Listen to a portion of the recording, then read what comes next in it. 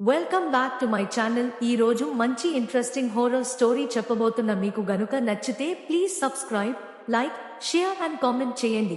ఇక స్టోరీలోకి వెళ్ళిపోదాం. నాగుల వెంకటాపురం అనే ఒక పల్లెటూరు ఉంది. ఆ ఊరు చుట్టూ గాఢమైన అరణ్యం.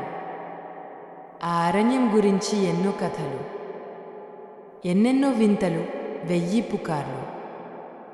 ఆ అరణ్యంలో వెళ్ళిన వారు తిరిగి రాని కథలు చాలానే ఉన్నాయి.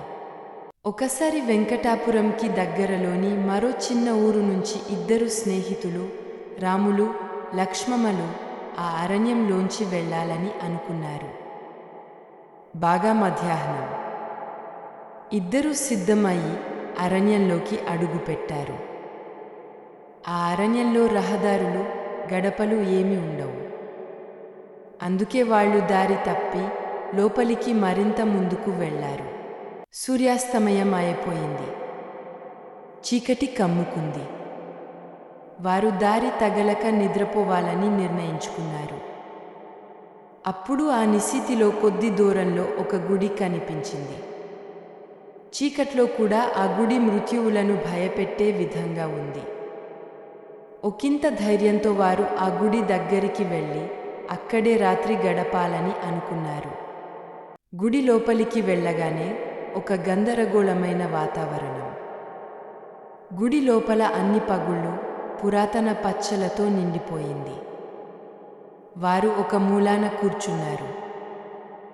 అప్పుడే ఒక వినిపించని అరుపు వినిపించింది. వారు ఆ అరుపు వెంబడి వెళ్ళగా ఒక చిన్న ఆడబిడ్డ కనబడింది. ఆ బిడ్డ ఏమీ మాట్లాడదు, కేవలం తన చేతిని చూపిస్తూ వాళ్లను అనుసరించమంటుంది.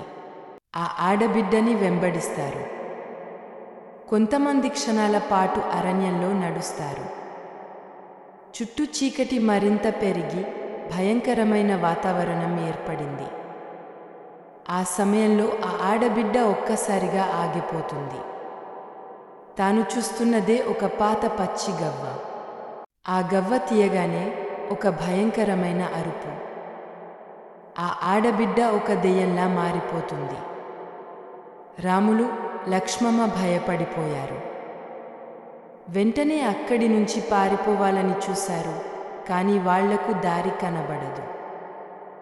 అప్పుడు ఆ దెయ్యం ఆ అరణ్యంలోని ఇతర దెయ్యాలను పిలుస్తుంది. ఆ అరణ్యంలో ప్రతి చెట్టు వెనుక దెయ్యాలు. రాములు, లక్ష్మమ్మ వాటి నుంచి తప్పించుకోలేక చివరకు ఆ దెయ్యాల ఆహారంగా మారిపోతారు. ఆ అరణ్యంలోకి ఎవరు వెళ్ళినా తిరిగి రారు.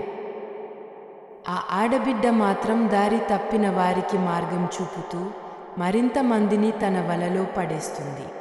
ఇప్పుడు కూడా ఆ అరణ్యంలోకి వెళ్ళాలనుకునేవారు ముందుగా ఆ ఆడబిడ్డ గురించే ఆలోచిస్తారు.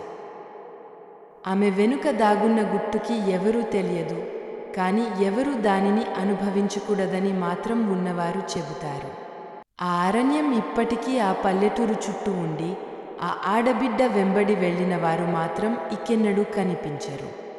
Thank you so much. కొత్తగా ఎవరైనా చూస్తే ప్లీజ్ సబ్స్క్రైబ్ మై ఛానల్. అలాగే మీరు నాకు చేసే హెల్ప్ ఏమైనా ఉంటే జస్ట్ ఒక లైక్ చేయడం వల్ల కొంచెం ఈ వీడియో ఎక్కువ మందికి రికమెండేషన్ వెళ్తుంది.